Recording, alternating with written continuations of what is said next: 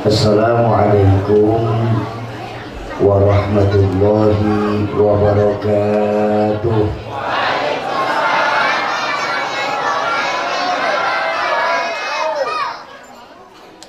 Alhamdulillahil aliyyul akbar wa azizul ghaffar rabbul jannati wan nar. Wassalatu wassalamu ala sayyidina Muhammadinil Mukhtar wa alihil athhar wa ashabihil akhyar, amma ba'du. Hadratul mukarramun, para alimul ulama, para asatiz dan ustazat, para hujjaj, para sepuh dan bini sepuh, wabil khusus segenap pimpinan Majelis Taklim, Bapak dan Ibu, guru kita Mukarram Ustaz Saleh Anwari, Ketua DKM Mukarram Ustaz Nanang Qasim. Mudah-mudahan Allah panjangkan usia guru-guru kita dalam ketaatan kepada Allah Subhanahu wa Ta'ala. Yang saya hormati para tokoh-tokoh masyarakat, tokoh-tokoh kepemudaan, wabil khusus Bapak RT, Bapak Mahmud, salah itu makasih. Tokoh masyarakat, Bapak Selamat Riyadi, Bapak Haji Sutaji, segenap keluarga besar Nahdlatul Ulama di Medan Satria, bapak-bapak dan ibu-ibu, para calon penghuni surganya Allah yang mencintai Allah Subhanahu wa Ta'ala. Alhamdulillah, setelah puasa 2 tahun dalam peringatan Maulid, malam hari ini kita dikasih nikmat sama Allah untuk memperingati lagi maulidnya baginda Rasulullah Sallallahu Alaihi Wasallam. Bapak Ibu, menurut catatan sejarah, sebentar, sound system efeknya turunin aja, matiin aja, tes, ya. Menurut catatan sejarah, tes, ya. Menurut catatan sejarah, jumlah seluruh nabi yang diutus Allah ke dunia ini kan lebih dari 120.000 nabi. Yang masyhur tercatat 124.000 nabi. Nah, dari 124.000 nabi tersebut dipilih sama Allah menjadi 25 nabi dan rasul yang wajib kita kenal dan tertulis dalam Al-Quran. Mulai dari Nabi Adam, Nabi Smith, Nabi Sulaiman, Nabi Yusuf, Nabi Ibrahim, sampai Nabi kita Muhammad Sallallahu Alaihi Wasallam. Dari 25 Nabi dan Rasul yang tertulis dalam Al-Quran ini, masih dipilih lagi sama Allah menjadi 5 Nabi dan Rasul yang kita kenal di Bekasi dengan nama Ulul Azmi. Siapa Ulul Azmi? Nabi Nuh, Nabi Isa, Nabi Musa, Nabi Ibrahim, dan Nabi kita Muhammad Sallallahu Alaihi Wasallam. Dari 5 Nabi dan Rasul Ulul Azmi ini masih dipilih lagi sama Allah menjadi 4 Nabi yang paling sebentar, ini yang lain tutup aja Pak, lainnya ini yang lain tutup aja. Iya, ada suara kresek-kresek. Makasih. Iya, ibu-ibu panitia sekarang waktunya istirahat. Sekarang biarin saya yang kerja ya. Nah, yang belakang istirahat aja dulu, istirahat. Baik, susah ngomong kalau ada saingan soalnya. Dari 5 Nabi dan Rasul ini masih dipilih lagi sama Allah menjadi 4 besar. 4 yang paling terbaik perjuangannya, tersabar menghadapi umatnya, terbagus akhlaknya. 4. Berapa Bu? 4. Yang satu nggak lolos audisi Pak, tereliminasi karena SMS-nya nggak cukup waktu itu. Iya kan, polling SMS juga sekarang. Siapa yang lolos audisi? Pertama, Nabi Isa. Beliau mendapatkan gelar Ruhullah. Nabi Musa, beliau mendapatkan gelar Kalimullah. Nabi Ibrahim, beliau mendapatkan gelar Khalilullah. Dan Nabi kita Muhammad sallallahu alaihi wasallam, beliau mendapatkan gelar Habibullah. Selesai? Belum. Dari 4 nabi utama ini masih dipilih lagi sama Allah, hingga keluar satu nama. Siapa? Sang superstar. Beliaulah manusia agung yang diagungkan oleh Zat yang Maha Agung. Beliaulah manusia mulia yang dimuliakan oleh Zat yang Maha Mulia. Beliaulah manusia yang kita semua orang Medan Satria berharap mendapatkan syafaatul uzma dari dirinya. Yang lagi kita peringatin maulidnya malam hari ini, Sayyidina wa Maulana Muhammadin. Ini makna dari hadis beliau, ana khiyarun min khiyarin min khiyarin. Aku pilihan dari pilihan dari pilihan. Ayo kita lihat. Iya, ibu-ibu masih belum tenang daripada. Kita sholawatan dulu ya biar tenang ya. Iya Pak, saya teriak dia teriakan lagi ngomongin masalah. Allahumma sholli wa sallim wa barik alaihi ya Rabbi bil Mustafa balligh waghfir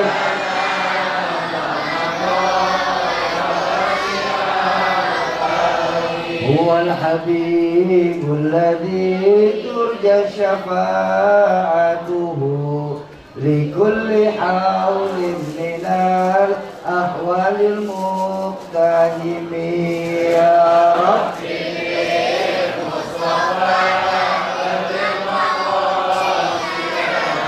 waghfir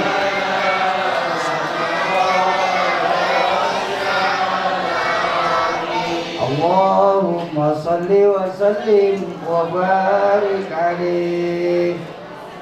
Bapak Ibu, kenapa sih baginda Nabi ini dijadikan sama Allah sebagai manusia pilihan? Kita tengok. Sejarah mencatat bahwa awal-awal perjuangan baginda Nabi di kota Mekah, 13 tahun beliau berdakwah saat itu Pak, hanya untuk menanamkan nilai-nilai keimanan, meninggikan kalimat tauhid la ilaha illallah Muhammadur Rasulullah. 13 tahun Pak beliau berdakwah, dicaci maki, dilempari kotoran onta, sahabat-sahabat pada dibantai. 13 tahun beliau berdakwah hanya untuk menanamkan fondasi, dengan harapan kalau fondasi kuat insya Allah bangunan aman. Betul apa betul? Fondasi rapuh, bangunan bakal rubuh. Fondasi mencong, bangunan pun ikut miring. Bangunan bagaimana fondasi? Kita orang Medan Satria hidup, bagaimana imannya Pak? Imannya nggak akan terlihat, pasti namanya sebuah fondasi. Tapi gejala dari keimanan itu yang akan terlihat. Betul betul? Contoh, pakai contoh aja dah. Ini mic ada strumnya nih. Ada nggak strumnya? Ada. Kelihatan? Aku bisa tahu. Nah, ada suaranya. Strumnya nggak kelihatan, tapi kan gejala dari strum yang terlihat. Betul? Ini kipas ada strumnya nih. Muter. Ini lampu ada strumnya nih. Nyala. Ya kalau begitu, kagak usah profesor turun tangan untuk menyelesaikan masalah ini. Anak-anak kita tahu Pak, di mana-mana kalau ada strum, mic pasti bunyi. Kalau ada strum, kipas angin muter. Kalau ada strum, lampu nyala. Kalau begitu ceritanya, kalau memang punya iman, sujud yang benar. Jangan nunggu akhir waktu sholatnya. Betul? Kalau punya iman, sedekah yang berani. Jangan cuma 5.000 buat maulid. Udah sedekah 5.000 pengen masuk surga. Surga mana 5.000? Ini pelecehan sama surga nih. Surga 5.000, bakso nih 15.000 sekarang. Ayo surga udah naik. Kalau memang punya iman, ayo kita hidupkan musola kita dengan sholat berjamaah. Itu kalau jalurnya benar. Kalau jalurnya benar. Sekarang saya ajak berbanding terbalik, Bu. Strum ada, tapi mic kagak mau nyala. Kata teknisi di depan, oh Syauki, yang itu memiknya koslet namanya. Betul? Apa namanya? Yang lemes amat maulid. Teh, emang di sini maulid pada lemes begini teh? Ya ilaha illallah. Bang, saya kasih tahu ya, Nih saya dikasih tahu guru saya. Ini malam hari ini bang, kita lagi memperingati lahirnya manusia yang karena beliau Medan Satria ini ada bang. Yang karena beliau Bekasi ada nih. Ya, dalam hadis qudsi Allah berfirman, laulaka ya Muhammad, ma khalaqtu aflaq. Kalau saja bukan karena engkau hai Muhammad, sungguh tidak akan aku ciptakan Medan Satria, Bekasi beserta isinya ini. Masa iya sih, kita di komplek lagi memperingati maulidnya seorang manusia yang karena beliau kita ada, pada lemes-lemes gini. Wih, disuruh peringatan maulid aja pada lemes, bagaimana suruh jihad? Mau semangat? Mau semangat? Saya minta ulang. Strum ada, tapi mic kagak mau nyala. Itu namanya kok. Alhamdulillah. Bukan gua doang yang teriak namanya. Strum ada, kipas angin kagak mau muter. Kipasnya kok. Strum ada, lampu kagak nyala. Lampunya kok. Ngaku beriman tapi kagak mau sujud. Itu namanya kok.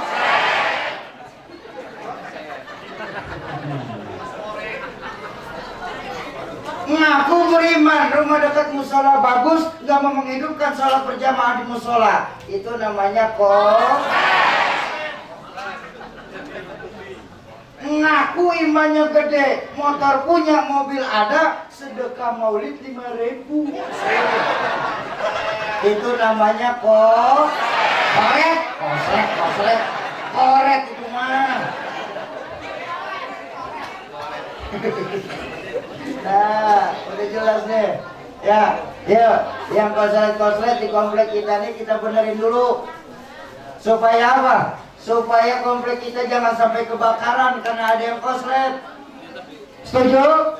Nah, yaudah kalau setuju ya tutup pakai doa.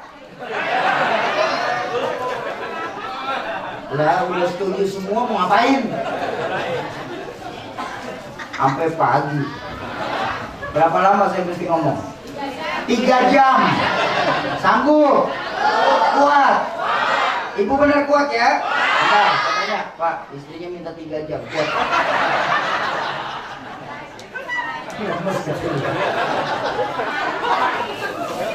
Ceramah klik mana-mana pikirannya nih.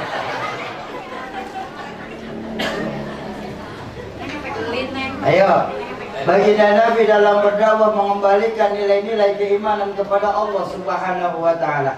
Yang sekarang ini memang sangat terasa, Pak, bahwa tingkat keimanan kita kepada Allah lentur bahkan luntur adanya. Betul? Lentur bahkan luntur adanya.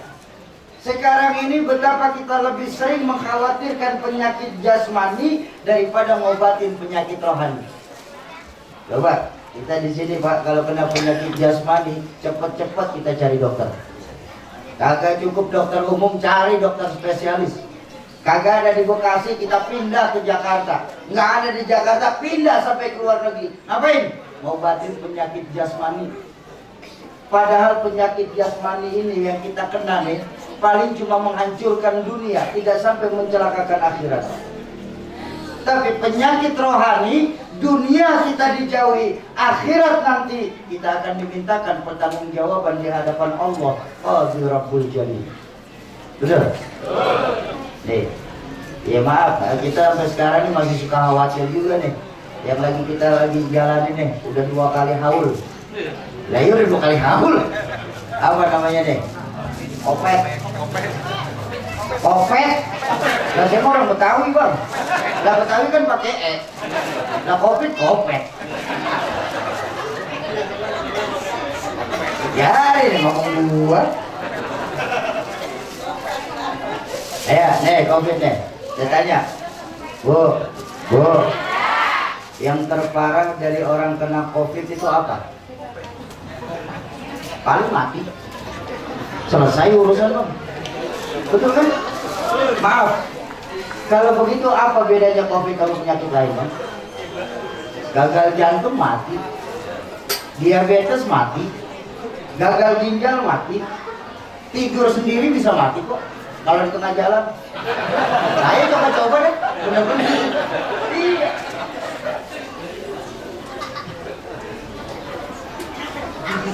Cuma menghancurkan dunia saja bang. Nggak ada saya ngaji sama guru-guru saya. Ntar penghuni neraka ketika ditanya, kenapa kamu masuk neraka? Covid pak. Nggak ada. Tapi lihat efek yang dihasilkan dari Covid ini. Bahkan cara kita silaturahmi saja sudah mulai berbeda saat ini.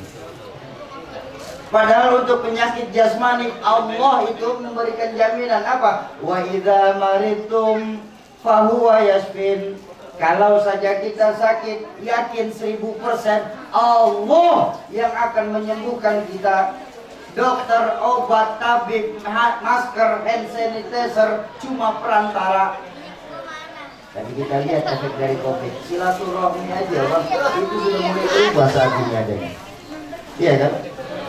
Kita sering lupa bahwa pahlawan nasional kita, Panglima Besar Jenderal Sudirman, pernah mengingatkan begini saat perang kemerdekaan itu.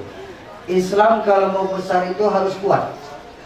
Islam kalau mau kuat itu harus bersatu. Tapi nggak mungkin Islam bisa bersatu tanpa ada jalinan silaturahmi di antara kita. Lihat angka silaturahmi yang dihasilkan Covid ini sekarang. Iya, salaman kagak mau. Ya. Kita lupa tuh bang, baginda Nabi ngajarin apa? Ketika 2 orang muslim bertemu kemudian mereka berjabat tangan, selama mereka masih salaman berjabat tangan, Allah sedang menggugurkan dosa di antara keduanya. Tapi sekarang salaman udah kagak mau. Bagaimana? Mau salam, mau silaturahmi, mau ngajakin berantem itu. Kita sering lupa Pak, bahwa hidup tanpa 2 perkara ini sia-sia kita di medan Satria ini Pak. Tanpa 2 perkara ini mubazir kita ada di Bekasi. Apa? Ridho Allah dan syafaatul uzma dari baginda Rasulullah Sallallahu Alaihi Wasallam. Betul. Tanpa 2 perkara ini sia-sia kita tinggal di atas permukaan bumi Allah ini. Bu, kalau ibu nggak percaya ridho Allah itu penting begini. Betapapun ibu punya uang 2 miliar, 2 miliar banyak apa dikit? Nggak banyak bang, 2 miliar. Tapi ketika Allah kagak ridho bu, nggak bakal enak rasanya tuh duit. Apa buktinya Soki Allah nggak ridho sama harta kita? Oh gampang, lagi mirip mempelai mulu. Anak ayaban kemana-mana kagak jelas tintruman. Betul? Terus di rumah udah kagak ada lagi yang baca Quran. Di rumah udah kagak ada lagi yang senandungan sholawat. Di rumah udah nggak ada lagi yang menghidupkan sholat-sholat sunat tahajud di sepertiga malam terakhir. Itu salah satu bukti Allah nggak ridho dengan harta kita. Karena yang saya ngaji dari guru saya, Mukarram Mu'alim Haji Sahroni, beliau ngajarin begini. Yang membuat kita malas untuk ibadah kepada Allah adalah itu dikarenakan terlalu banyaknya barang subhat yang sudah masuk ke dalam tubuh kita. Allahu Akbar. Yang subhat saja bisa membuat kita malas untuk ibadah, apalagi yang haram. Betul? Itu gampang banget tuh kelihatannya Pak. Allah lagi nggak ridho sama rezeki kita, gampang dilihatnya Bang. Dari cara malasnya kita untuk ibadah kepada Allah. 2 miliar Allah kagak ridho, kagak bakal enak rasanya. Betul? Tapi walaupun kita di sini cuma megang 6 miliar, tapi kalau Allah ridho, Hah? Lah emang saya salah? Nah, dulu. Kita santai aja deh, biar santai ya. 2 miliar Allah kagak ridho, 6 miliar Allah ridho. Pilih mana? Nah, yang 6 miliar, nah, tiba ngayal doang. Ngayal mah jangan nanggung-nanggung, Bang. Yang komplek kita demen banget ngayal nanggung sih. Kenapa saya bilang jangan nanggung-nanggung? Ini kita kan di majelis ilmu nih, Bang. Iya, majelis ilmu itu majelis yustajabu fihi doa. Majelis tempat diangkatnya doa. Ya siapa tahu lagi kita ngayal punya uang 6 miliar, malaikat rahmah lewat ngangkat doa kita, jadi masing-masing punya duit 6 miliar. Baru udah pada amin. Tadi saya yang salah. Itu berkaci ini begini deh. Kita sering lupa bahwa keridhaan Allah di atas segalanya buat kita hidup di dunia ini. Ayo. Betapa kita sekarang ini Bapak Ibu. Ini jujurnya ya, ini maaf deh saya jujurnya ya. Banyak dari kita Bang di sini Bang baru ingat sama Allah saat pala kita udah kejedot tembok. Begitu pala kejedot tembok baru ya Allah, baru ingat Allah lagi. Artinya apa? Berapa banyak dari kita yang justru baru ingat sama Allah saat kita sedang punya masalah. Ayo dah, kalau lagi punya masalah cakep banget orang komplek kita Pak. Ya, zikir kagum timbul. Ya Allah, ya Allah, ya Allah. Sholat langsung ke hijrah. Iya, sama guru langsung mendekat. Kenapa? Lagi punya masalah. Begitu lolos aja dari masalah, jalan ke hijrah lupa lagi udah. Bisa nyasar. Tapi ini hijrah Jakarta bukan di sini. Nah orang sini mah insya Allah sama.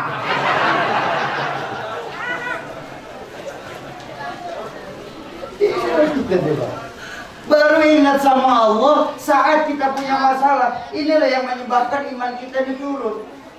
Bahasa yang sering saya pakai akhir-akhir ini apa? Betapa kita nih Bang sebagai orang tua saat ini lebih sering memikirkan bagaimana hidup enak tapi lupa mempersiapkan mati nikmat.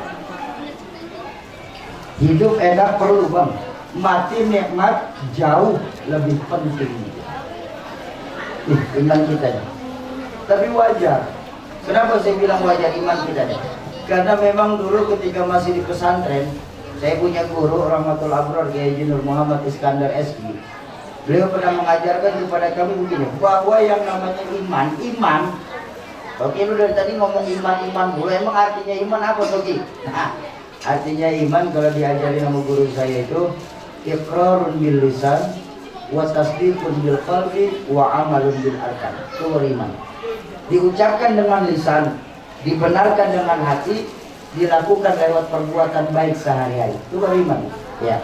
Makanya diajari sama guru saya bahwa yang namanya iman itu ada 4 tingkatan iman. Iman ada 4. Pertama ada al-imanu yazidu wala yanqusu. Ada iman yang selalu naik, kagak pernah turun-turun. Mantap banget imannya nih. Ini iman siapa Soki? Iman orang Medan Satria? Bukan. Bukan ini mah. Ya orang Medan Satria mau ketakar sama saya. Ini imannya Anbiya Bang.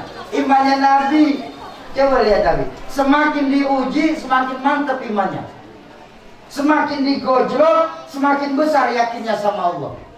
Apa buktinya? Belum ada sejarahnya Nabi mundurin diri Nabi. Betul? Kalau RT mau banyak. Maaf teh. Iya, Nabi kagak ada Bang. Ayo buka sejarah. Ada Nabi yang diukur-ukur sama umatnya sendiri. Ada nggak? Siapa? Nabi Musa alaihissalam.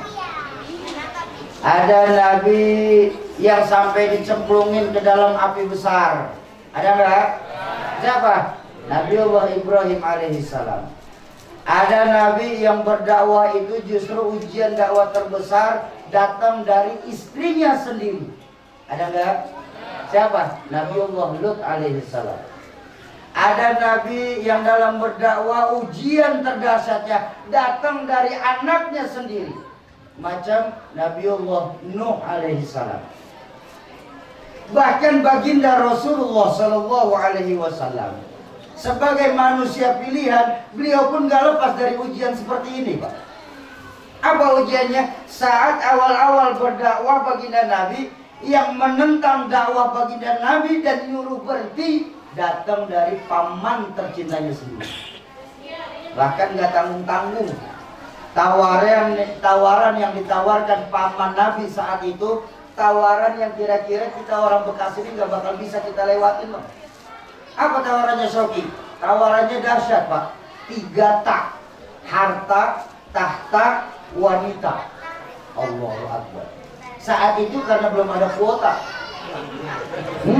Yang banyak onta gimana? Ditawarkan 3 buah tak kepada baginda Nabi. Apa jawaban baginda Nabi dalam hadis? Dengan tegas beliau bersabda, wahai paman tercinta, bahkan apabila kau sanggup menaruh matahari di tangan kananku, rembulan di tangan kiriku, hancur luluh jasadku dibuat karenanya, niscaya tidak akan selangkah kaki pun mundur untuk menegakkan agama Allah di dunia ini. Baginda Rasulullah Sallallahu Alaihi Wasallam. Kenapa? Karena memang imannya Anbiya mantap, selalu naik, kagak pernah turun. Tuh, yang pertama diajarin. Yang kedua, diajarin sama guru kami itu apa? Ada imannya itu la yazidu wa la yanqusu. Imannya itu kagak naik tapi juga kagak turun-turun.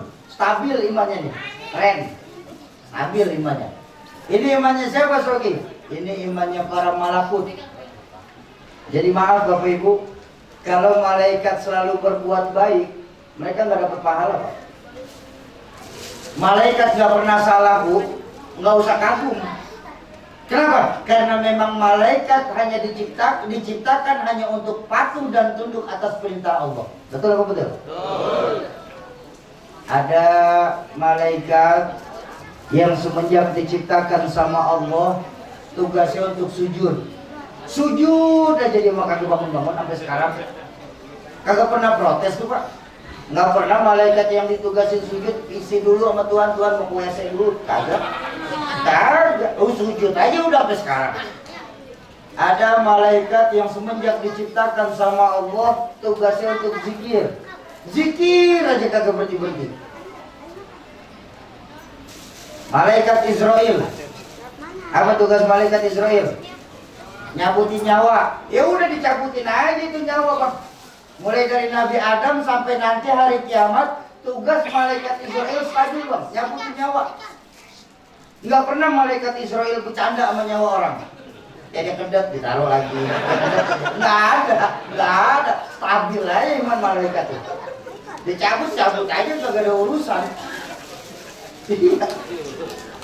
Makanya malaikat Israel cuma kenal 2 kematian. Pertama, husnul khatimah. Yang kedua, su'ul khatimah.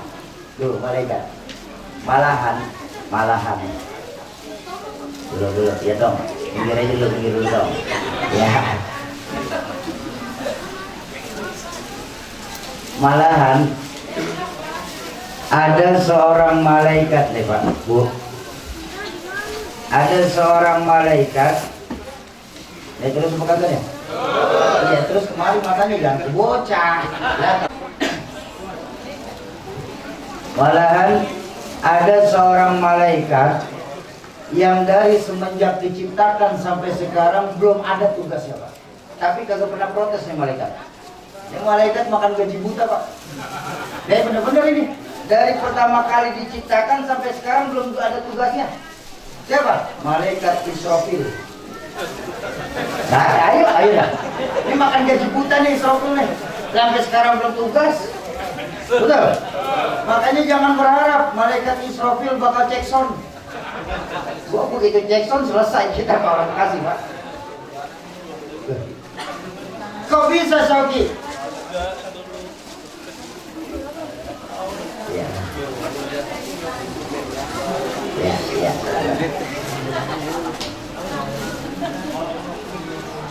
Kok bisa, Soki? Imannya malaikat itu stabil, naik kagak, turun kagak.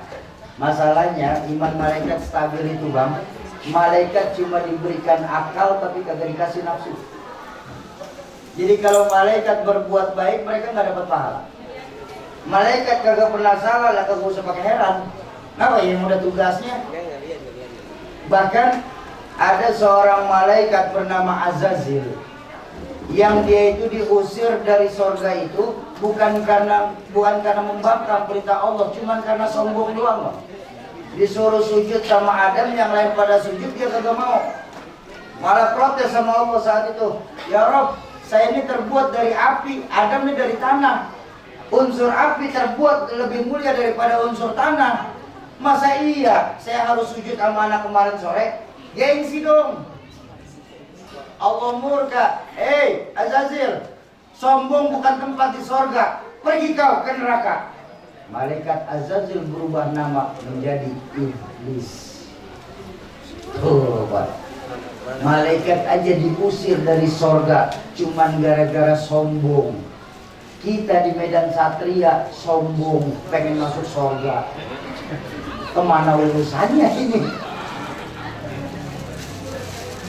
Yang kedua, malaikat imannya stabil, naik kagak, turun kagak. Yang ketiga, ada imannya itu diajarin sama guru kami, al-imanu la yazidu wa yanqusu. Ada imannya itu kagak pernah naik, malah cenderung turun terus. Ini iman siapa nih? Ini imannya hayawan, para hewan. Jadi Bapak Ibu, Bu, tenang Pak, kalau kita kan CS Pak, memang belakang rese nih. Bu, jadi kalau hewan selalu berbuat salah, kagak usah dimarah-marahin. Ya, mubazir. Ntar pulang pengajian ibu baru berasa lapar di rumah, melihat dapur ikan peda tinggal satu. Entah ambil nasi balik lagi ke meja, ikan di peda digondol sama kucing. Kagak perlu dimaki-maki kucing. Ngapa? Lah kucing. Iya kan? Ayam kalau lagi datang syahwat ya bang kagak perlu tengok kanan kiri. Banyak orang apa kagak ya? Cemplak aja dia mah. Kagak ada urusan. Ngapa? Ayam. Kambing kalau lagi datang laparnya kagak perlu nyari ketua musola nanya zat rumput halal apa haram ya. Dimakan makan aja udah. Ngapa? Kambing. Udah tengah hari panas jalan di tengah komplek kita. Mana kagak pakai celana. Apa dia malu? Lah ya kuda.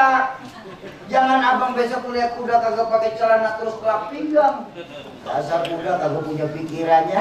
Kitanya yang gila. Nah ya kuda. Kok bisa sih Saudi? Kuda tuh selalu hewan itu selalu berbuat salah, nggak pernah baik. Nah, berbalik dengan sifat malaikat.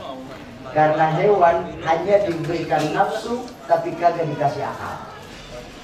Jadi kalau hewan berbuat salah, udah nggak usah pakai dimarahin-marahin, cukup maklumin aja. Kenapa? Ntar kalau dimarahin imunnya turun. Ntar kalau imun turun kena COVID, zona merah lagi kamu kita. Ya, udah maklumin aja. Tuh yang ketiga tuh, stabil apa naik tuh apa yang imannya selalu turun. Nah, yang keempat diajarin sama guru saya ada al-imanu yazidu wa yanqusu. Ada iman yang kadang naik, kadang turun. Naik turun imannya. Ini iman siapa nih? Ini iman kebanyakan orang Medan Satria. Ini iman kita nih bang.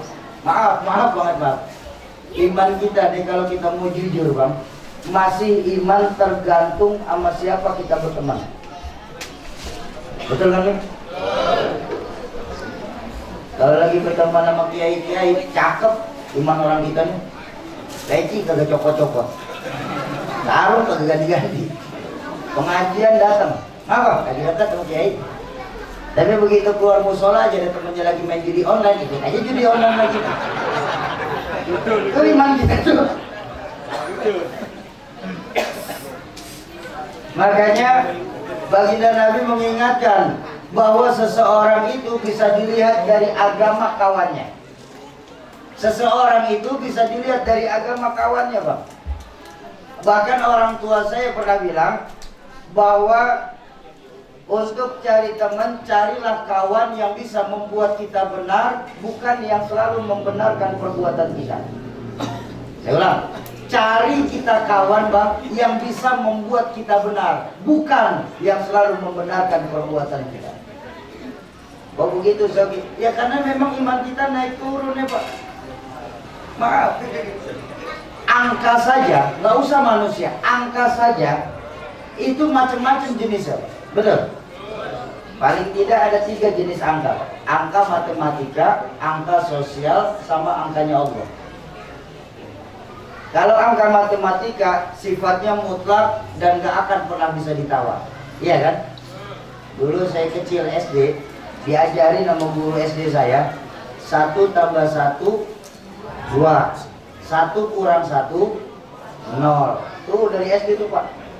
Gak ada 1 kurang 1 setengah. Kok bisa kenal? Gak ada, mau kenal mau kagak ya 1 kurang 1, 0. Kenapa? Angka matematika sifatnya mutlak. Tapi kalau bertemu angka sosial tuh aneh Pak, naik turun Pak. Tergantung situasi dan kondisi. Contoh, angka sosial nih, 1 orang takut ditambah 1 orang takut, maka hasilnya menjadi 2 orang setengah berani. Setengah berani. Kenapa? Ya udah berdua. Iya, kalau sendiri takut wajar. Tapi kalau berdua setengah berani. Kalau ditambah 1 orang takut lagi, maka hasilnya 3 orang pemberani. Lah kok berubah? Lah bertiga. Kalau bertiga masih takut, cemen. Tuh angka sosial tuh.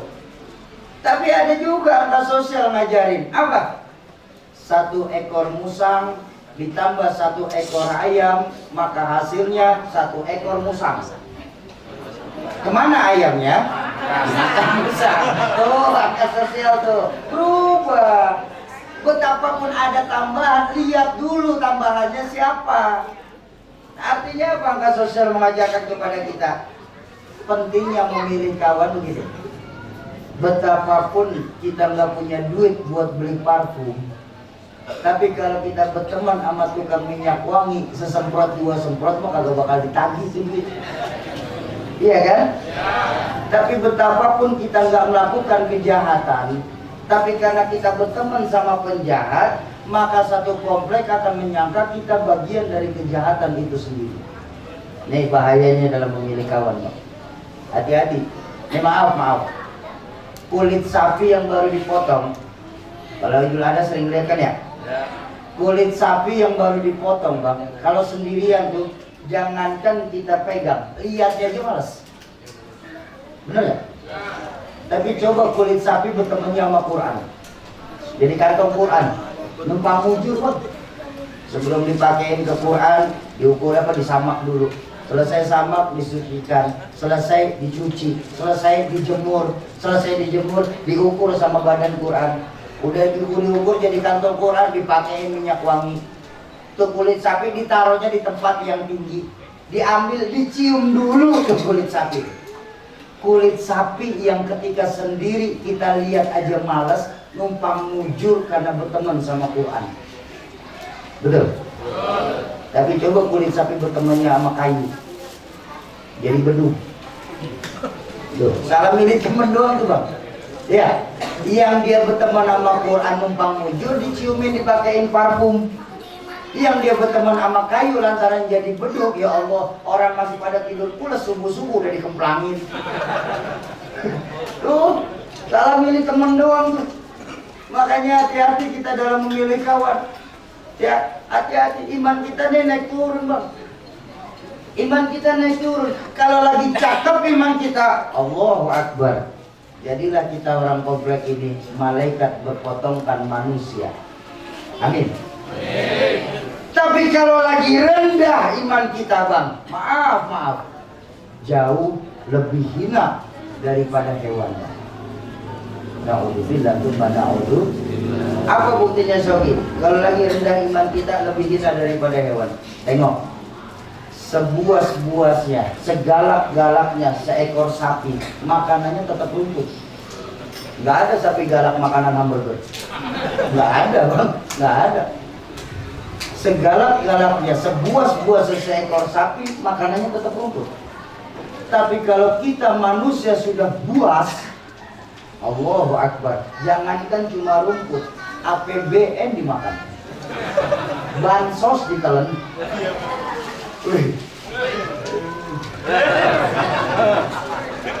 Manusia kalau udah buas, makanya kita harus berhati-hati banget. Untuk mencontoh yang paling baik, ya sosok baginda Nabi. Kenapa baginda Nabi dijadikan contoh untuk mengembalikan nilai-nilai keimanan kepada Allah? Nah, yang paling jelas, baginda Nabi itu kan seorang manusia biasa sama kayak kita. Betul? Maaf sekali, maaf. Kalau ada ajaran agama memerintah manusia disuruh nyontoh manusia, ini ajaran paling masuk akal sebenarnya, Pak. Coba bayangin, ketika Allah nyuruh kita orang Medan Satria nyontoh malaikat. Gue makanya bersyukur kita, Bang. Kita nih di sini kagak disuruh nyontoh malaikat sama Allah. Lalu gimana bisa nyontoh malaikat? Tidur kagak, makan kagak, minum kagak, ngopi kagak. Iya, sama duit kagak perlu, sama perempuan kagak open. Susah nyontohnya.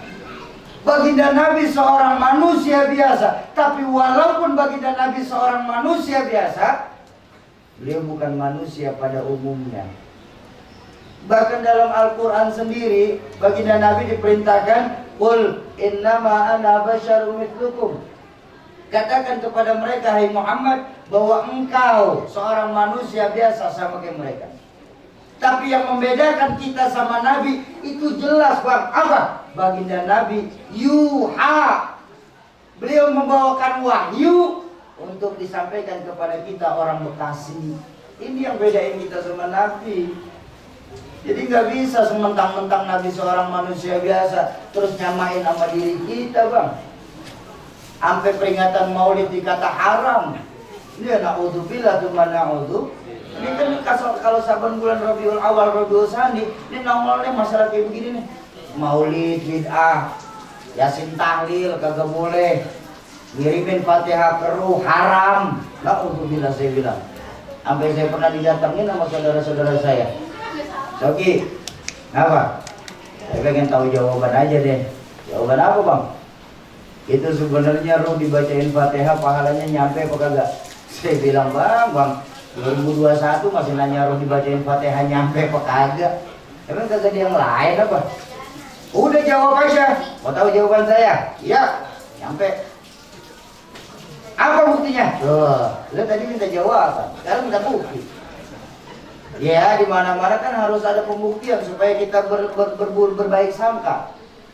Masih mau bukti? Mau bukti saya? Ya udah, ya saya buktiin. Sampai sekarang turun kagak pulang-pulang, Bang. Nah, iya kan? Kalau dia kagak nyampe mah bakal pulang diminta. Jangankan di bang Fatihah keruh, surat aja salah alamat dia balik lagi ke alamat awal. Apalagi timbang ruh, saya bilang. Nggak bisa begitu, lu Bang, kalau diajak ngomong serius jawabannya bercanda sih. Ya Bang, karangan pakai kayak begitu ditanyain, saya bilang. Ya udah, sekarang gue minta dalilnya. Apa dalilnya? Islam itu berdiri di atas dalil. Nah, kan? Gue bingung ngomong deh, Bang. Tadi minta jawaban, sekarang minta bukti. Sekarang minta dalil. Mau lu apa sebenarnya sih? Iya kan, Islam itu berdiri di atas dalil. Mana dalilnya yang membuktikan bahwa ruh dibacain Fatihah palanya nyampe? Saya bilang, Bang, karena abang udah anti dengan tahlilan, abang anti sama ngirimin Fatihah ke ruh, makanya berapapun dalil yang saya keluarkan, abang bakal tolak dengan dalil abang. Akhirnya nanti kita jadi perang dalil, Bang. Padahal perbedaan itu rahmah selama tidak untuk berpecah belah, saya bilang. Tapi kan harus pakai dalil, nggak usah pakai dalil-dalil lah, kelamaan, Bang. Kalau ikhtilaf kita perbesar, saya bilang, sampai kiamat kagak bakal selesai. Makanya ketika ikhtilaf diperbesar, Al-Quran mengajarkan kepada kita apa? Lana a'maluna walakum a'malukum. Lu nggak bisa begitu dong, udah gini aja dah, saya bilang. Mendingan sekarang abang mati duluan dah. Ntar saya kirimin Fatihah. Kalau kagak nyampe balik lagi kasih tahu saya. Ini kagak mau. La haula wala quwata. Tiba ngirimin Fatihah yang gak lebih dari 7 ayat saja. Buat orang tua kita yang sudah melahirkan kita, kita nggak mau. Apakah harus ada kita dalilnya untuk kirimin orang yang kita sayangin, yang mereka sudah melahirkan kita? Gimana pikiran kita soal kayak begini, Pak? Betul? Makanya sekarang saya bilang, udah kita kembaliin deh. Kalau memang ada ikhtilaf, balikin lagi pada Al-Quran. Ya, yang senang maulid bagus, terusin. Nabi girang. Apa buktinya Nabi girang? Karena Nabi juga memperingati maulid, Bang. Apa? Dengan cara puasa hari Senin. Puasa hari Senin itu lahirnya beliau kan hari Senin. Makanya beliau melakukan dengan rasa syukur kepada Allah. Beliau melakukan puasa sunnah hari Senin. Makanya buat orang Jawa yang namanya puasa weton itu masuk kategori sunnah. Walaupun gak harus Senin. Kita lahir umpama hari Ahad atau hari Sabtu, kita puasa sunnah di hari Sabtu untuk bersyukur kita lahir di hari Sabtu. Itu dibolehin dalam agama. Puasa weton itu boleh dalam agama, nggak haram. Kenapa? Baginda Nabi mencontohkan. Cuma baginda Nabi kebetulan hari Senin lahirnya. Loh, begitu. Jadi nggak semua haram. Ya, yang perlu kita pahamin, bid'ah itu nggak semuanya jelek. Ini yang harus kita khawatirin sebenarnya adalah, saya bilang, sekarang ini banyak orang yang dengan dalil agama, tapi tujuannya untuk syahwat belaka. Bu, kaget teman saya dikata begitu. Apa buktinya, Sogi? Tengok udah status-status WhatsApp kalau udah malam Jumat, apa statusnya? Waktunya sunnah Nabi. Kampret. Udah gitu yang ngomong belum nikah lagi. Lah kan sedang kalang di sana nih. Betul kan? Sunnah, maaf sekali, maaf. Sunnah Nabi itu bukan jima. Masih banyak sunnah-sunnah Nabi yang lain. Salah satunya apa? Baca surah apa namanya? Al-Kahfi, sholawat. Itu yang kita lakukan. Ini kalau urusan syahwat, waktunya sunnah Nabi, kan setan begini. Membawa dari agama buat syahwat doang. Ada lagi sekarang nih, anak-anak muda saya nih, adik-adik saya nih, pacaran, udah nggak mau disebut pacaran, Bang. Kenapa? Haram. Islam nggak mengenal pacaran. Terus apa? Ta'aruf. Berapa lama ta'aruf? 2 tahun setengah. La ilaha illallah. Itu ta'aruf apa kredit motor? Lah 2 tahun setengah ta'aruf. Lah luar dalam kenal itu mah. Iya. Pacar perempuan gak boleh, haram kita punya pacar perempuan. Apa nyebutnya? Harim. Allahu Akbar. Membawa dalih agama demi kepentingan syahwat. Ini yang dalam hadis baginda Nabi bersabda, silahkan kalian pilih tempat kalian nanti di dalam neraka. Hati-hati, hati-hati. Makanya belajar itu harus ada guru. Belajar agama itu hukumnya mutlak pakai guru. Tuhan saya Abu Yazid Al-Bastami ngajarin orang yang belajar agama kagak pakai guru, masyaikhu syaitan. Gurunya setan. Berapa banyak sekarang kita ini nimba ilmu dari Bang Google. Ngajinya mau ustazah YouTube. Benar-benar ini. Makanya jangan heran orang sekarang ini banyak tahu tapi nggak tahu banyak. Banyak tahu, soal ini tahu, soal ini tahu, soal ini tahu. Konfrontir, ya gue juga katanya.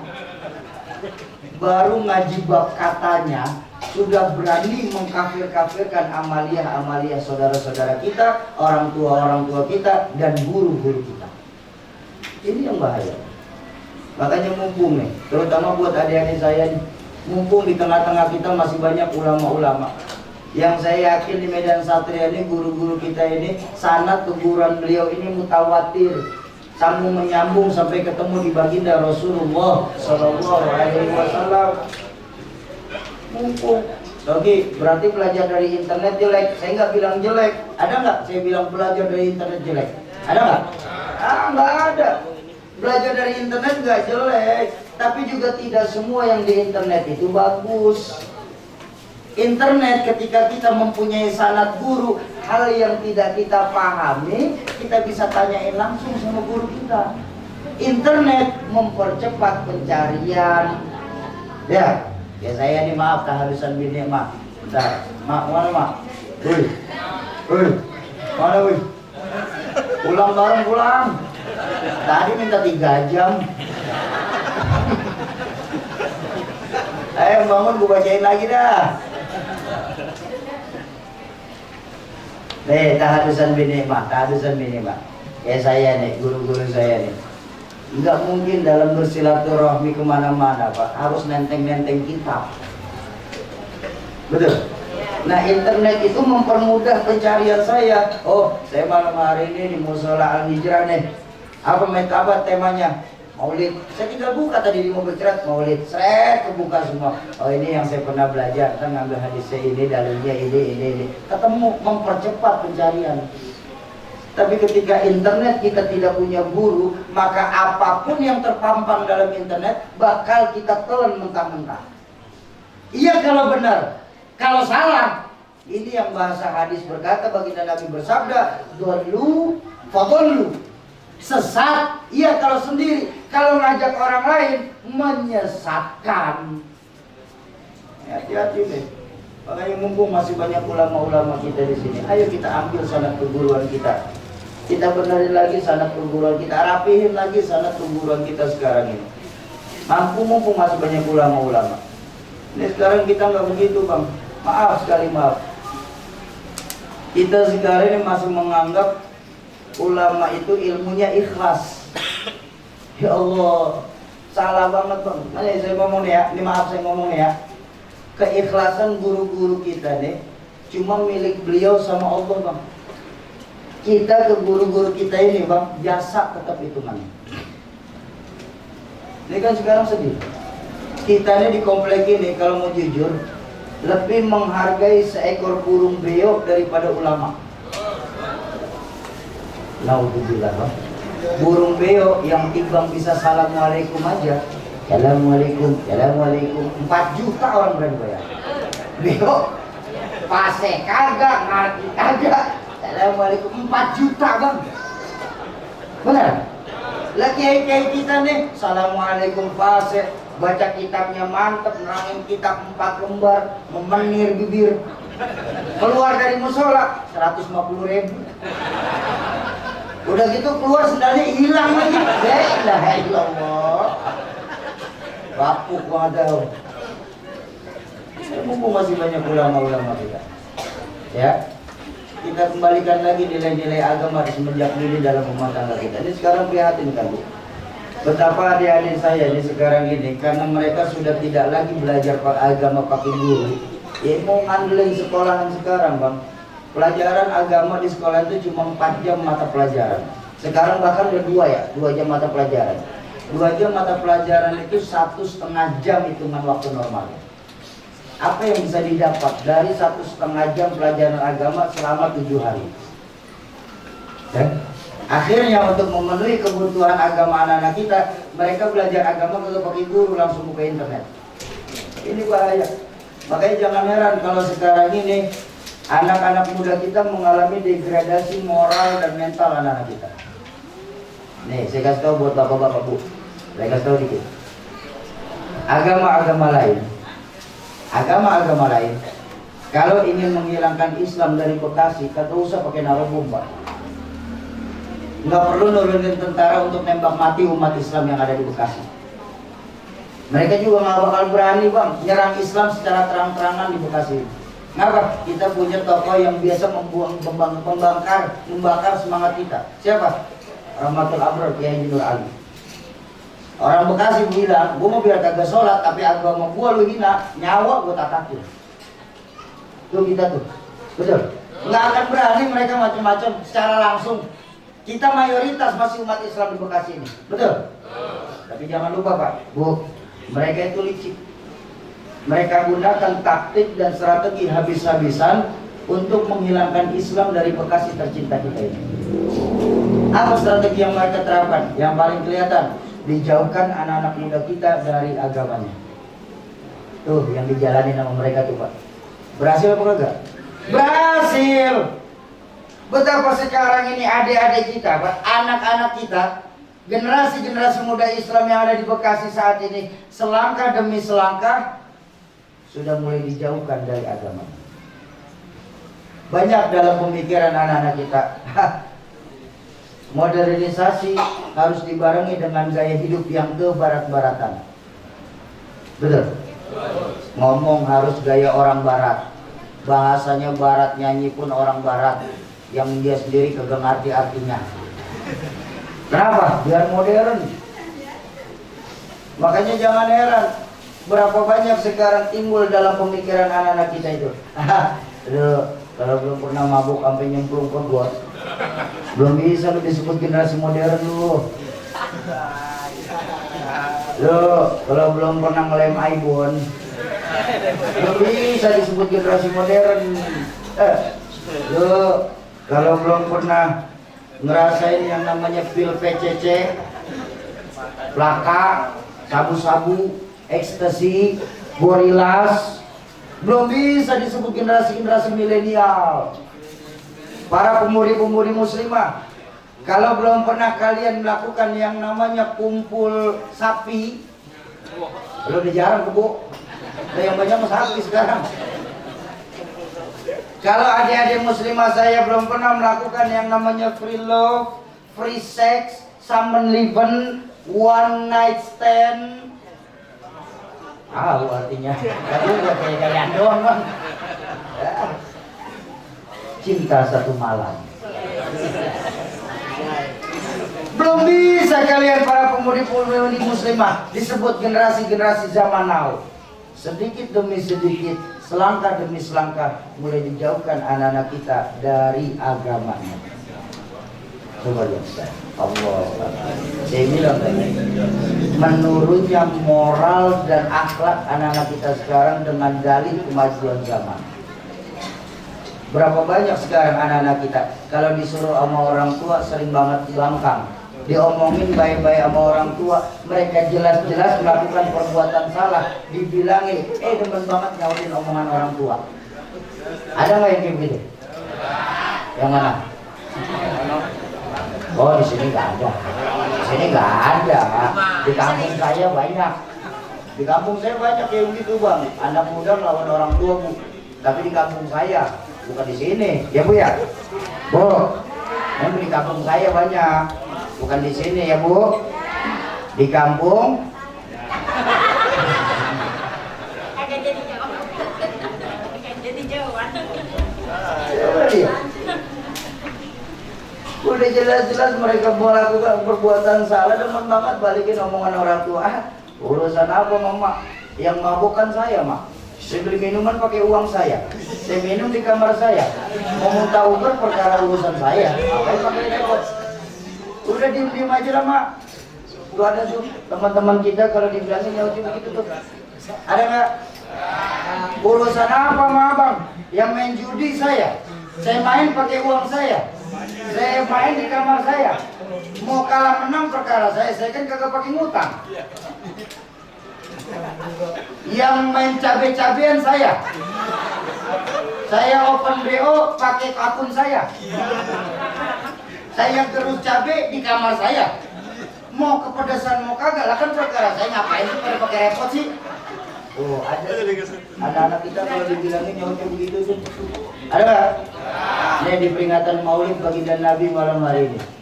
Kalau besok-besok masih ada anak-anak kita, kawan-kawan kita, saudara-saudara kita, jelas-jelas mereka melakukan salah, dibilangin nyautnya seperti ini, balikin. Tapi jangan pakai dimarah-marahin. Kenapa? Ntar akhirnya jadi pada berantem.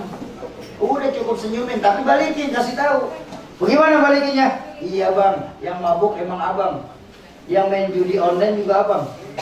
Yang main open BO ya pasti abang. Tapi ingat bang baik-baik, mabuk, judi, zina itu maksiat bang. Kalau Medan Satria semakin banyak maksiatnya bang, Allah murka, turun gempa di Medan Satria ini bang. Yang mampus bukan lu doang monyong. Rata. Kenapa? Wattaqu fitnatan la tusibanna alladziina zalamu minkum khassah. Takutlah kita yang ketika Allah turunkan bencana bukan cuma nimpa yang jahat-jahat. Nih guru-guru saya nih, orang tua saya tuh bakal kena imbasnya, Pak. Kalau orang makan nangka kebagian getah itu resiko. Saya nggak bakal ngomel, betul? Tapi kalau nggak makan nangka kepeperan getah lah kan gak kalah gitu. Iya bang, iya saya paham bahwa memang musibah itu ada 3 jenis ya. Musibah sebagai ujian, musibah sebagai teguran, musibah sebagai hukuman. Tapi ketika Allah yang turunkan bencana, itu bukan lagi ujian, teguran ataupun hukuman. Apa? Borongan. Saya emang enak diborongin. Nah contoh hukuman borongan begini. Iya, kasih. Contoh hukuman borongan begini bang. Tengah hari penter makan jambu air enak apa kagak? Panas makan jambu air tuh bergelas tenggorokan ya. Naik deh, emang di rumah di sini banyak pohon jambu. Naik pohon jambu. Baru sampai tengah pohon kaki kita digigit semut api. Alhamdulillah. Ya Allah, makasih. Dia jangan pakai kue.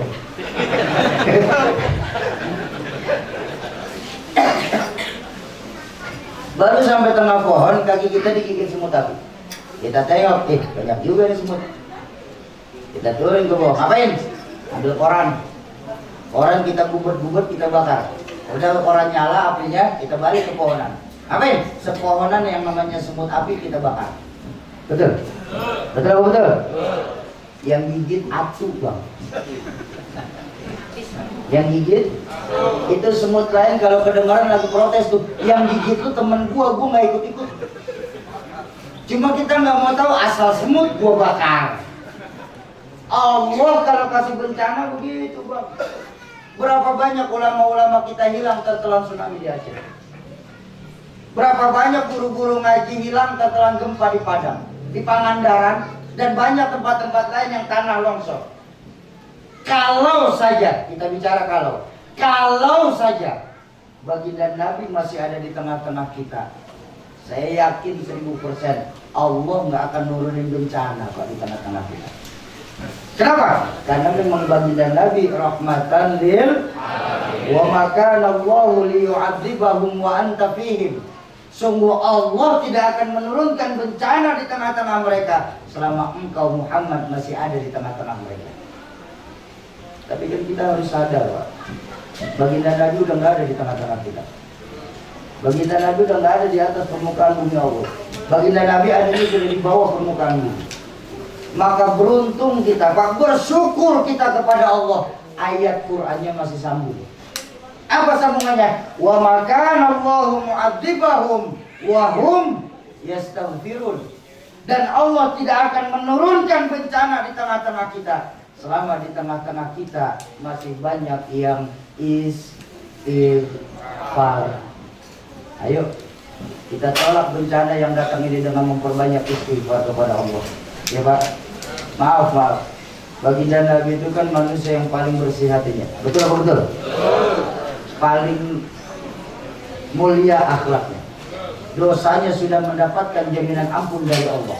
Yaghfirullahu ma taqaddama min dzanbika wa ma ta'akhkhar. Hai Muhammad, dosamu yang dulu, yang sekarang, atau yang akan datang itu pun kalau ada sudah bebas ampunan dari Allah. Tengok poinnya Nabi. Dosa sudah diampuni. Hati paling bersih, akhlak paling mulia. Tapi baginda Nabi kalau sholat malam sampai bengkak kakinya karena kelamaan sujud. Allahumma sholli ala sayyidina Muhammad. Ya tahu, di sini juga banyak yang kakinya pada bengkak. Hah? Ya masing-masing dah. Ada teman banget makan pimping sih. Ayo ngajak yang kena. Ayo tunjuk tangan. Saya pengen tahu aja deh. Yang kena asam urat saya pengen kasih oleh-oleh deh. Mau nggak saya kasih obatnya? Teman saya udah bilang obat asam urat itu ternyata udah ketemu bang. Saya punya teman tuh seorang dokter di Harvard University Amerika. Satu hari dia nelfon, Ji, alhamdulillah. Ya buat orang tua kita nih asam urat udah ada obatnya. Ada. Di warung-warung banyak kok bang. Rexona. Gue kagak percaya. Diolesin. Langsung ketek hilang. Gak perlu asam urat. Asam ketek bisa hilang apalagi cuma asam urat. Ya, serius.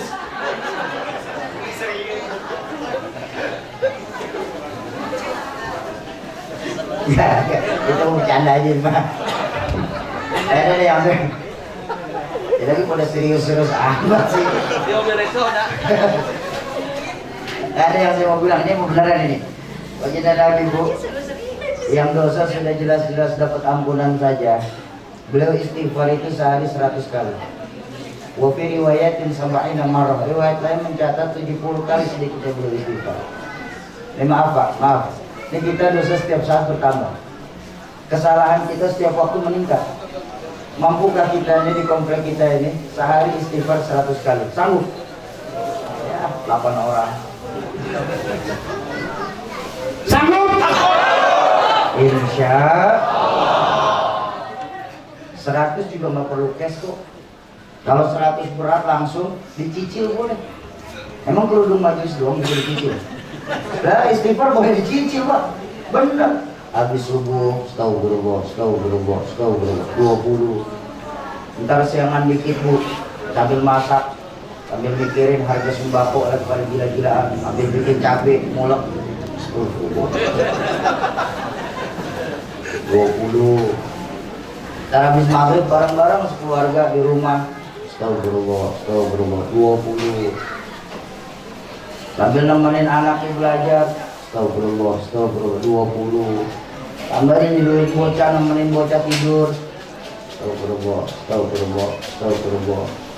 Anaknya tidur, bapaknya, astagfirullah. Contoh ini mah, contoh ini mah.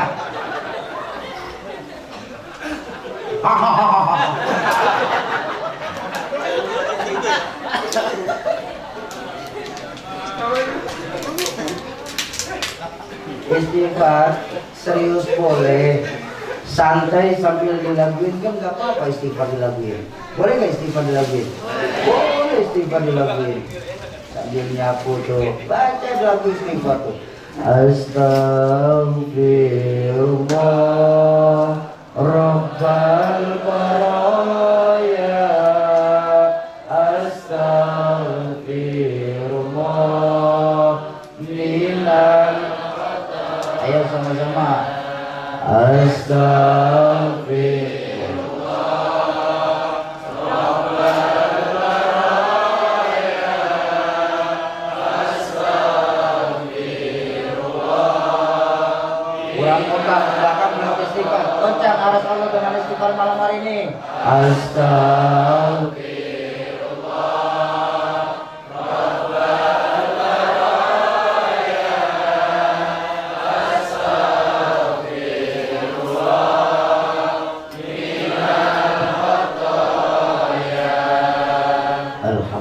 Sempat minum juga saya.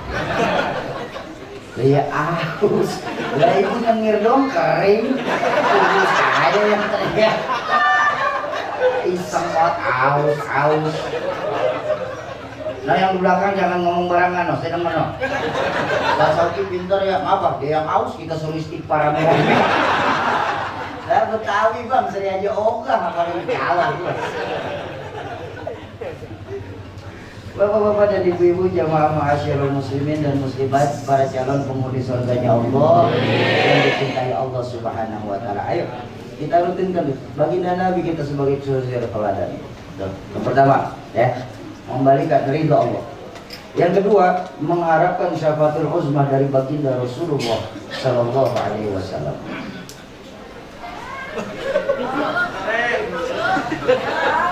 Iya saya sudah melihat jam doang, apa sih mah? Iya dulu. Dan saya cuma pengen ngomong begini bang, maaf nih ya. Ceramah itu kerja berat.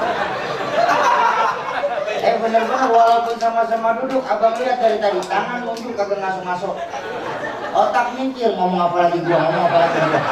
Mulut teriak, urat leher kenceng, tenggorokan kering, perut keloncongan. Udah 1 jam lebih yang dengerin terus. Jemaah hijrah yang bikin usaha cepat mati. Canda.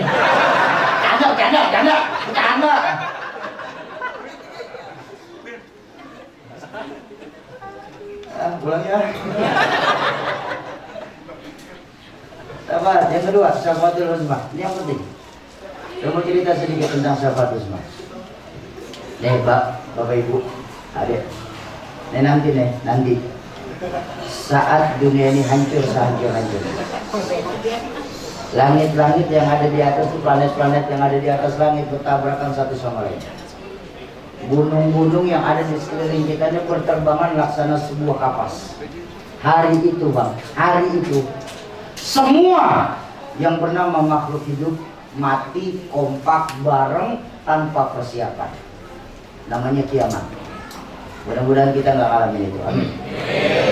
Cuma yang saya mau bilang, saat semua yang bernama makhluk hidup mati, dulu mati apa meninggal? Mati apa meninggal? Bu, mati apa meninggal? Yang bilang meninggal kagak pernah ngaji nih emangnya. Ayo kita baca sama-sama dah. Inna sholati wa ma stop. Mati apa meninggal? Ya udah jangan protes lagi. Nggak ada uang meninggal, nggak ada.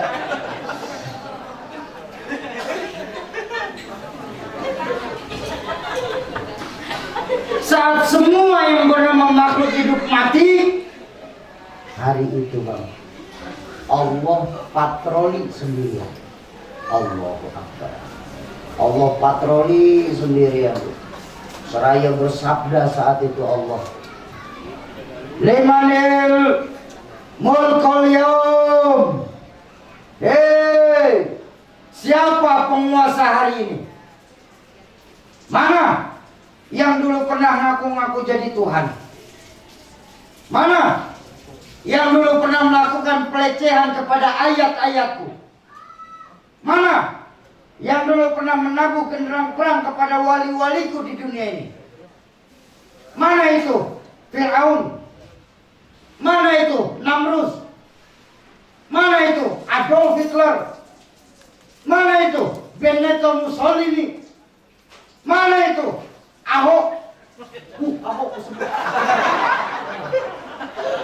Baik, kagak dia, dah, kagak dia nyaut. Dah bagaimana mau nyaut? Atau pada rebah semua. Ahok tersebut.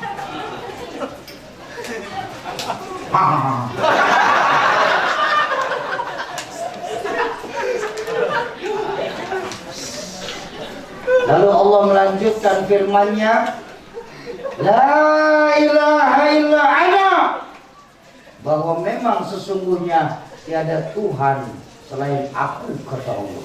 Allahu Akbar. Hari itu Allah sombong. Allah sombong. Boleh nggak Allah sombong? Lah yang pantas. Al-kibriya ulibasi, sombong itu pakaianku. Makanya kita manusia ini nggak boleh sombong bang. Kenapa? Pakai pakaiannya Allah. Komplang, kegedean. Siapa sih main air lagi?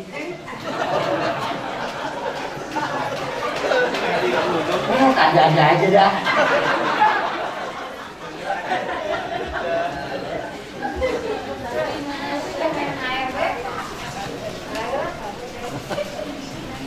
Selesai, nggak ada yang nyaut.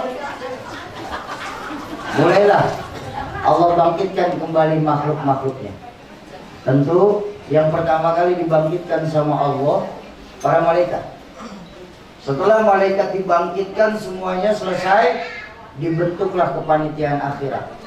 Bikin kepanitiaan akhirat saat itu. Yang undang kiai siapa, yang bagian dokumentasi siapa, tadi yang jemput di pinggiran tol siapa. Panitia, wajib panitia nih teh, panitia. Selesai, semua sudah dibentuk. Bolehlah Allah bagikan job description kepada masing-masing malaikat. Pembagian tugas. Allah berfirman pertama kali kepada malaikat Ridwan saat itu. Ridwan, labbaik ya Rob, kau tolong beresin surga tuh. Buat apa ya Rob? Saya mau balas tuh hamba-hambaku yang lagi ada di dunia ini rajin sujud, nggak pelit sama bandar, dekat sama ulama, santun sama orang tua, rajin baca Al-Quran. Tengah malam tuh orang Medan Satria masih pada maulidan aja, bukannya tidur. Siapin surga Ridwan. Saya mau balas makhluk hamba-hambaku di dunia yang seperti itu. Amin. Pada yang perintah Allah, malaikat Ridwan ngacir, bos masuk ke dalam surga dan disepray, ngepel. Dia kan disuruhnya beresin. Selesai ke malaikat Ridwan, beralih ke malaikat lain. Malik! Kaget Malik. Digentak sama Allah. Kaget Malik. Pegang Pak Malik Pak. Siap ya Rob. Kau panasin neraka. Buat apa ya Rob?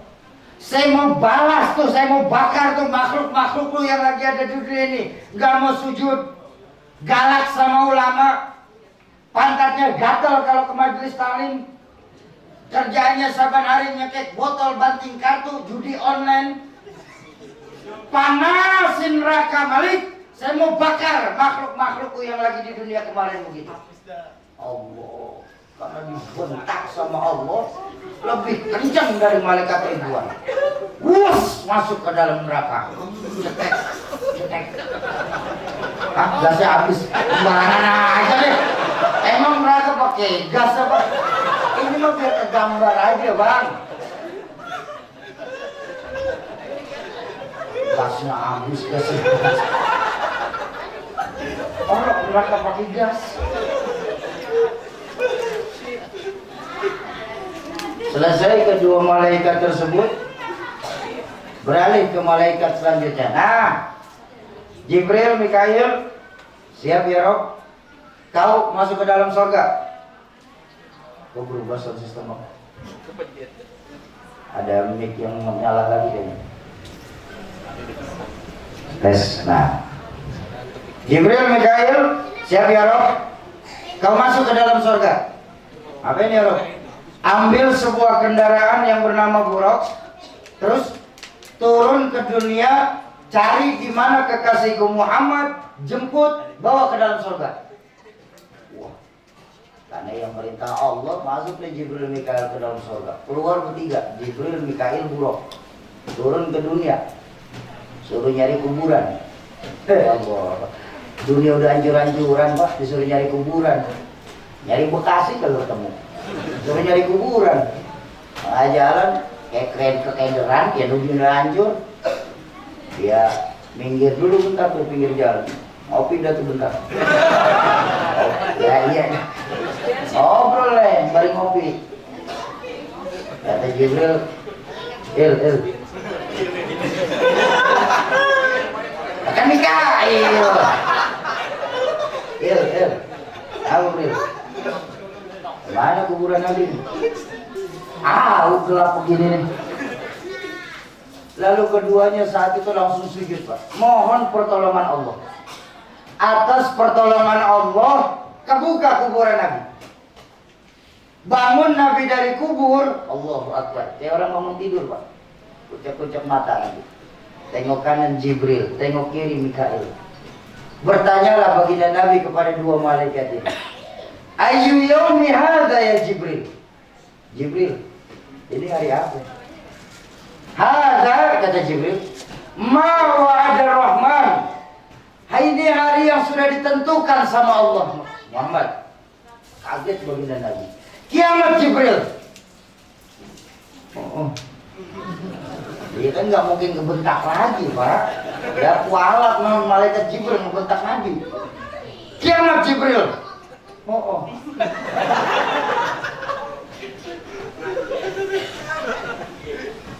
Izan ya Jibril. Kalau memang sekarang ini sudah kiamat Jibril, aina ummati? Umat saya mana Jibril? Umat saya mana? Allahumma sholli ala sayyidina Muhammad. Tahu baginda Nabi manusia pertama yang dibangkitkan. Yang pertama kali beliau tanya kepada malaikat Jibril, kita umatnya Pak. Kalau saya yang pertama kali dibangkitin, pertanyaannya bakal berbeda. Ini hari apa Jibril? Kiamat Roki. Kiamat, bini gua mana bilang? Bini saya tanyain Pak. Tapi tengok Rasulullah. Rasulullah nggak tanya aina Khadijah wala Aisyah wala Fatimah. Yang ditanya kita nih umatnya. Aina ummati? Umat saya mana Jibril? Umat saya mana? Bahkan Ketika satu hari Rasulullah selepas mengajar di Darul Arqam sambil bergumam, ngegerutu udah bahasa kita ya, bahasa kita mau. Bang, feedback lagi nih bang, ada mic yang nyala nih. Musola kayaknya. Tawa musola. Oh, musola ya. Iya. Ya udah mau penutupan, kali ini nyuruh bubaran nih. Ya kalau kagak seneng mah ngomong aja, jangan tawa pakai dinyala-nyalain. Canda bang, canda.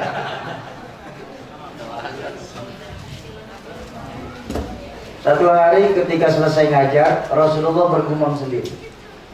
Mustaq alaikum ya ummati, mustaq alaika ya ummati. Ada sahabat, aku rindu kepadamu ya wahai umatku, aku rindu kepadamu. Ada sahabat yang mendengar gumamannya Nabi. Ada sahabat yang mendengar gumaman baginda Nabi. Kemudian bertanya kepada baginda Nabi, ya Rasulullah, ada apa? Hal nahnu laisa min ummatak ya Rasulullah. Apakah kita sekarang ini bukan bagian dari umatmu ya Rasulullah, sehingga kau ini rindu dengan umat? Baginda Nabi tersenyum. Beliau bersabda, la bal antum ashab. Kamu semua nih sekarang ini itu sahabat-sahabat, itu bukan umatku. Kagetlah para sahabat. Bertanya lagi kepada baginda Nabi, ma min ummatak ya Rasulullah. Kalau kami bukan dari umatmu, kami ini cuma sahabatmu, lalu siapa golongan umatmu sesungguhnya ya Rasulullah? Baginda Nabi tersenyum, beliau berkata, umatku sesungguhnya adalah ketika mereka belum pernah melihatku, mereka belum pernah mendengar aku berbicara, mereka belum pernah bertatap muka langsung denganku, mereka tidak pernah bersalaman denganku, mereka tidak pernah berperang denganku, mereka tidak pernah melihat diriku, tapi mereka cinta kepadaku. Itulah bagian dari umatku. Allahumma sholli ala sayyidina Muhammad. Mudah-mudahan kita semua diakui sebagai umat baginda Rasulullah. Selesai, naik Rasulullah ke dalam surga. Mulailah Allah bangkitkan kembali manusia saat itu, makhluk-makhluknya. Mulai dari manusia, jin, setan, memetik, genderuwo, kuntilanak, pocong, dibangunin semua. Gak ada. Gak pocong akhirat bang. Nah, yang masa gua kalah nak hidup.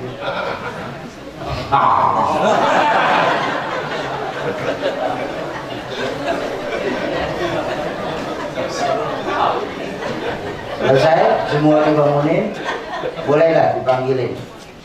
Pertama kali yang dihisap, nah, makanya kita beruntung umat baginda Nabi. Walaupun kita umat akhir zaman, tapi dalam riwayat tertulis bahwa walaupun kita umat akhir zaman, nanti di yaumil mahsyar kita akan dihisap pertama kali. Sungguh pintu sorga tidak akan tertutup sebelum umat Nabi Muhammad semua pada masuk ke dalam sorga ini. Amin. Oke, selesai. Semuanya sudah dibangkitkan. Mulailah. Dalam riwayat satu kitab yang dijelaskan oleh guru saya Al-Mukarram Kiai Haji Fakhruddin Al-Bantani, bahwa singgasana Allah nanti yang duduk 3. Di tengah Allah, di sebelah kanan Nabiullah Ibrahim, di sebelah kiri itu baginda Rasulullah SAW. Banyak sahabat yang kaget kenapa Rasulullah ada di kiri, bukan di kanan. Padahal baginda Nabi kan Habibullah, kekasihnya Allah, tapi kok mintanya duduk di kiri? Ternyata dijelaskan dalam riwayat tersebut bahwa di kiri itulah baginda Nabi bisa melihat umatnya meniti sirat. Dan ketika nanti kita sedang meniti sirat, berpayah-payah Pak kita meniti sirat, Pak. Jatuh bangun kita nanti meniti sirat. Beliau angkat kedua tangannya yang mulia dari singgasana di sisi Allah. Beliau angkat kedua tangannya yang mulia seraya bermunajat sama Allah. Apa doa beliau saat itu? Allahumma salim, salim. Ya Allah, selamatkan semua umat saya ya Allah. Selamatkan umat saya. Dari dunia sampai akhirat beliau cinta. Dari dunia sampai akhirat beliau akan bela kita. Jadi wajar Tidak ada satupun pemimpin di dunia ini yang bahkan cinta sampai kita sama kita, akan menolong kita, memberikan syafaat kepada kita sampai di yaumil akhir nanti. Secinta-cintanya Bapak sama Pak Presiden Jokowi, Pak Presiden Jokowi tidak akan memberikan syafaat di yaumil kiamat. Secinta-cintanya kita sama Vanessa Angel, Vanessa Angel tidak akan memberikan syafaat kita nanti di yaumil kiamat. Panggilan yang paling romantis nanti di yaumil mahsyar adalah panggilan baginda Nabi kepada kita semua. Apa panggilannya? Ta'ali ya ummati, ta'ali analaha. Kemari umatku, kesini umatku, kesini. Aku milikmu, aku untukmu, hai umatku. Allahumma sholli ala sayyidina Muhammad. Mudah-mudahan kita semua akan mendapatkan panggilan dari baginda Rasul di yaumil mahsyar dan akan mendapatkan syafaatul uzmanya baginda Rasulullah sallallahu alaihi wasallam. Terakhir sama-sama kita baca suratul Fatihah. Kita tujukan kepada orang tua kita, guru-guru kita, keluarga, sahabat dan kerabat kita yang terlebih dahulu mendahului kita. Khusus manijtama'ahuna bisababihim kullu. Suratul khas rahmatul abrar Kiai Haji Nur Ali, rahmatul abrar Kiai Haji Zainuddin MZ, dan Haji Siti Khalilah binti Haji Ayub. Mudah-mudahan lewat keberkahan Fatihah Allah lapangkan kubur beliau-beliau. Allah jadikan kubur beliau-beliau sebagai taman dari taman surga. Yang kedua, untuk kita semua, orang tua kita, guru-guru kita, keluarga, sahabat dan kerabat kita yang pada malam hari ini sedang kurang sehat. Wabil khusus untuk Umi Haji Soraya binti Haji Ayub yang saat ini sedang sakit. Mudah-mudahan lewat keberkahan Fatihah dan keberkahan majelis ilmu Allah angkat segala penyakitnya, Allah sehatkan kembali jasmaninya, Allah kumpulkan lagi di tengah-tengah keluarganya, dan Allah jadikan sakitnya sebagai kifarat atas perbuatan dunianya. Yang ketiga, untuk kita semua yang hadir di majelis maulid ini. Tadi saya bilang majelis maulid, majelis ilmu. Majelis ilmu, majelis tempat diangkatnya doa. Betul? Mudah-mudahan lewat keberkahan dari majelis ilmu, keberkahan dari suratul Fatihah, keberkahan duduk kita bersama guru-guru kita, serta keberkahan dari yang membawa berkah baginda Rasulullah sallallahu alaihi wasallam. Apabila kita sedang ada hajat, Allah percepat hajatnya, Allah gampangkan segala urusannya, Allah luaskan rezekinya, Allah jadikan anak keturunan kita sebagai anak keturunan yang soleh dan solehah, serta Allah jadikan rumah tangga kita sebagai rumah tangga yang sakinah, mawaddah, warahmah. Ala hadhihi niyah wa ala likulli niyatin salihah wa ila hadratin nabiyil mustafa. Al-Fatihah. A'udzubillahi minasyaitonir rajim. Bismillahirrahmanirrahim. Alhamdulillahirabbil alamin, arrahmanir rahim, maliki yaumiddin. Iyyaka na'budu wa iyyaka nasta'in. Ihdinas siratal mustaqim. Siratal ladzina an'amta 'alaihim ghairil maghdubi 'alaihim waladdallin. Amin. Untuk doa karena masih ada guru-guru saya, biarlah lebih afdal beliaulah yang berdoa di tempat mulia kita ini. Kesimpulan pada malam hari ini, untuk kita bawa pulang di peringatan maulid supaya ada athar kita datang peringatan maulid adalah intan yang paling mahal, mutiara yang paling berharga itu nilai-nilai keimanan. Jadi jaga iman kita baik-baik, Pak. Tapi jangan lupa, wariskan iman kita sebagai orang tua kepada anak keturunan kita nanti. Islam bukan agama warisan, tapi iman wajib kita wariskan. Tanamkan kepada anak kita nanti, tolong bocah, zaman boleh berganti, tapi keyakinan jangan sampai mati. Neng, masa silakan berubah Neng, tapi akidah jangan sampai goyah Neng. Kenapa? Untuk iman kita hidup. Dengan iman saat ini sebagai orang tua kita sedang berjuang. Dan dalam iman nanti kita semua berharap bisa kembali ke hadirat Allah Subhanahu wa ta'ala. Kalau ada kalimat-kalimat saya yang salah, itu mutlak datangnya dari mulut saya yang bodoh ini. Sungguh saya yang duduk di hadapan Bapak Ibu tidaklah lebih alim daripada Bapak Ibu yang duduk di hadapan saya. Mohon dibukakan pintu ridho dan maaf yang sebesar-besarnya. Kalaupun ada kalimat-kalimat saya yang tadi agak-agak kasar, harap dimaklum adanya. Kenapa? Karena biar bagaimanapun saya ini hanya seorang makhluk kasar, bukan makhluk halus.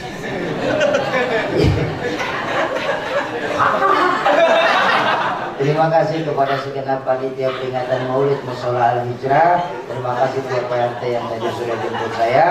Jumpa lagi di lain kesempatan insyaallah. Usikum wa nafsi bitaqwallah. Assalamualaikum warahmatullahi wabarakatuh.